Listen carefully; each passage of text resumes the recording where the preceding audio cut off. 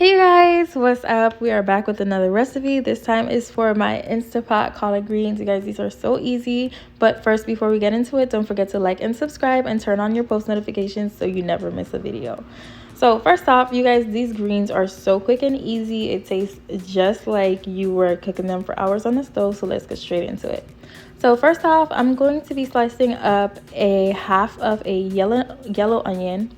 Really nicely. You can also dice this if you want to. It wasn't that big of a deal because they usually dissolve in a pressure cooker anyway, so it's however you want to do it. And just slice those up really nice and set them aside in a bowl. And now we are going to be taking a really big bowl and we're going to be washing our greens. So to wash the greens, I'm using some warm water, about 1 cup of vinegar, and I'm also going to be using about 1/4 cup of salt.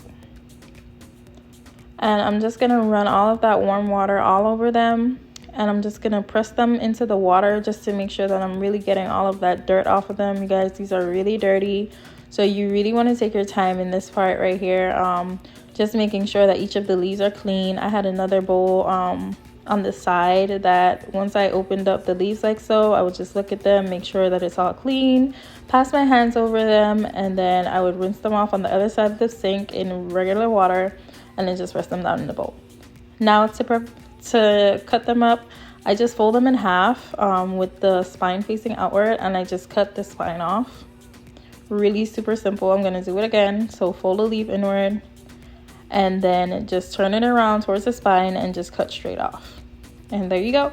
You don't want to leave too much greens on top of the spine still because you're technically going to be wasting, but if you do, it's okay. I know like the first time that you do it is going to be a little difficult. This was only like my second time doing it this way.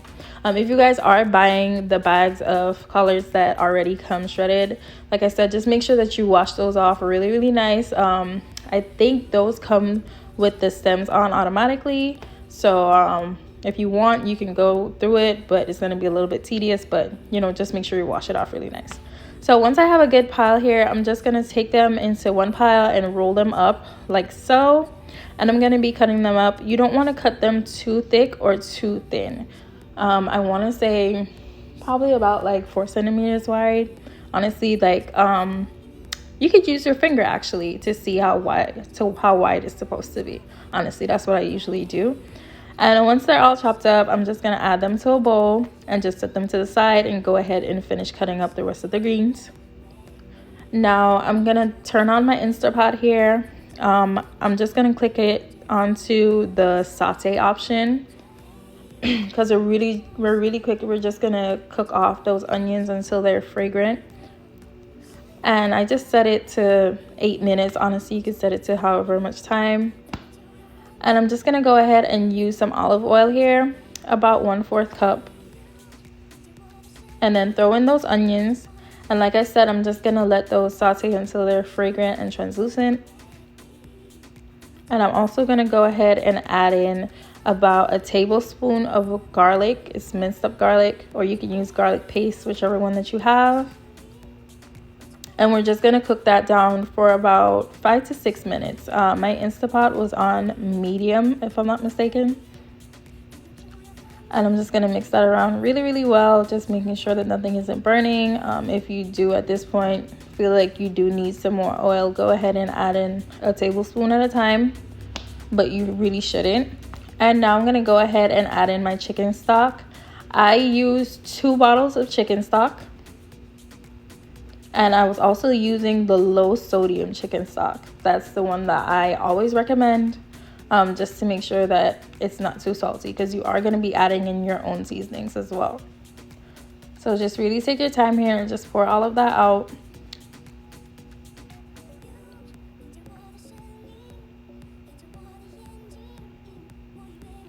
All right, and now that everything is poured in there, we're going to be adding 3 bay leaves, a tablespoon of red chili flakes, and 1 chicken cube.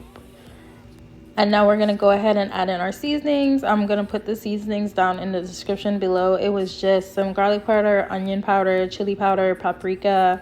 I did use a little bit of Goya adobo. I used some cumin as well, but I'm going to put the exact measurements and all of the exact seasonings in the description. Oh my gosh, guys, I can't talk today.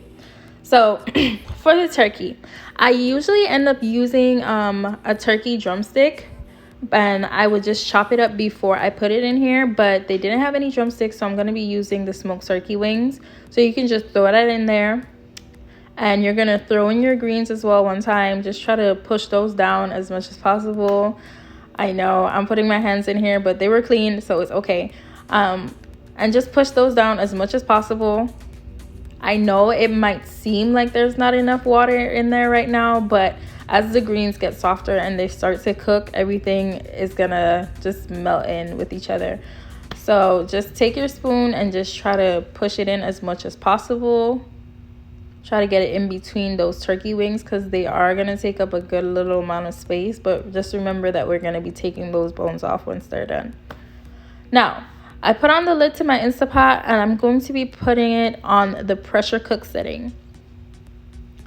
And mine was on more and high. And we're going to be cooking these for about, you can set it to 45 minutes. And that's literally all you have to do.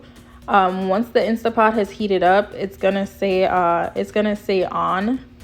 And then once it's pressurized, then the countdown will begin.